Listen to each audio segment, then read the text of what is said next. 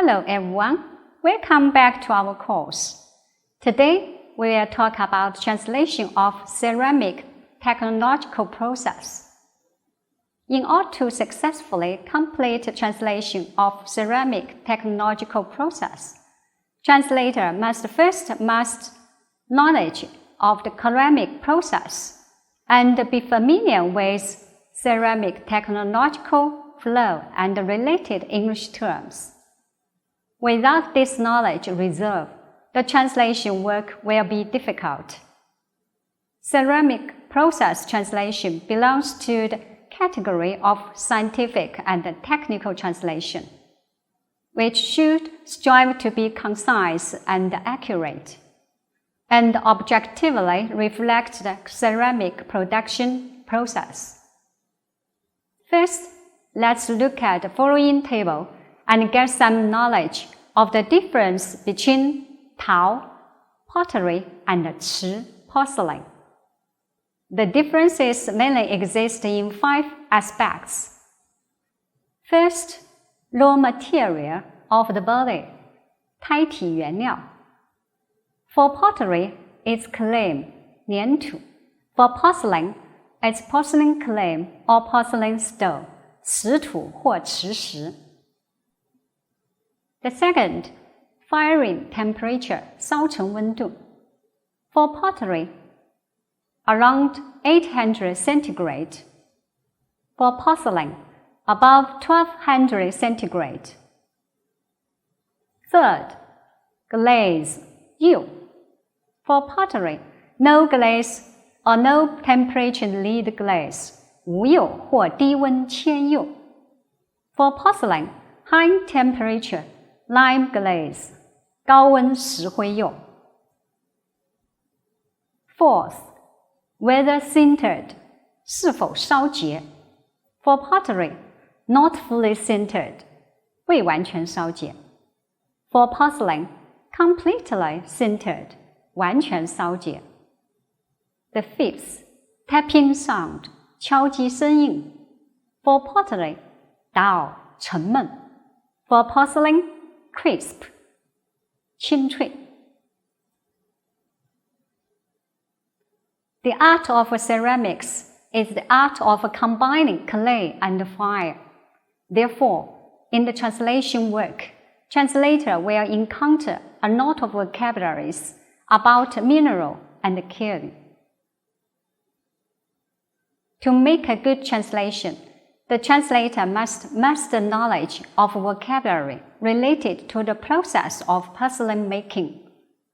If the translator lacks expertise in ceramics, it will be easy to result in mistranslation. Let's look at the following examples. First, 字词作坊结构. The original translation is the structure of porcelain working shop. Here, 结构 refers to the process of porcelain and the working principles, and does not refer to the architectural structure of the workshop. So, the use of a mechanism should be more appropriate than structure. The second, 粗瓷石. The original translation, large china stone. Here, the 粗 does not refer to the size of the volume, but refers to the original unprocessed crushed porcelain stone. It should be translated as crude china stone. The production of a piece of porcelain needs to go through 32 processes of repeated grinding, and the main processes are as follows: 陶泥、落泥、炼泥、拉胚、印胚、修胚、纳水、化胚、上釉、烧制、出窑、修补. The corresponding English expressions of each process is clay washing, clay stacking, clay pressing, throwing, impressing, trimming, washing dirt of adobe, painting, glazing, firing, finishing, porcelain mending. In practical translation, the principle of ABC should be more practical. For terminology, accurate and standard, that's accuracy. For structure, gerund structure, concise, that's brevity. For translation method, literal translation, and brief translation, that's clearness. Let's illustrate another example. 勾线和分水是釉下五彩瓷装饰工艺中的重要环节。勾线 join the pre-designed patterns in the body with ink, and 分水 one of the join techniques of 青花 porcelain, which means to fill the space between the outlines with colors of different shades, are two key techniques in the process of the underglaze 五彩 ceramics. 勾线 and 分水 are the two special ceramic techniques. Here are the translator adopted Chinese pinyin adding explanation, which is well translated. 勾线 is translated into 勾线, adding an explanation.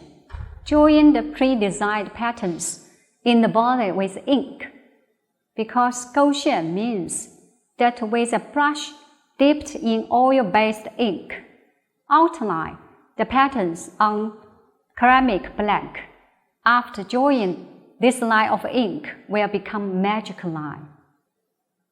分水 is translated into 分水, adding an explanation. One of the joining techniques of 青花 porcelain, which means to fill the space between the outlines with colors of different shades. Because 分水 means after 勾线, the underglaze water is then blended and quickly infiltrated into ink line on the porcelain blank by squeezing, collecting, and dotting, which eventually presents the color in different shades and layers. How about translation of 青花 and 五彩? Is it suitable also to use Chinese pinyin? Yes, it's not so good. Here, translation of the real meaning may be better. 青花 can be translated as blue and white, and 五彩 can be translated as multicolored. Well, that's all for this class. Thank you, and see you next time.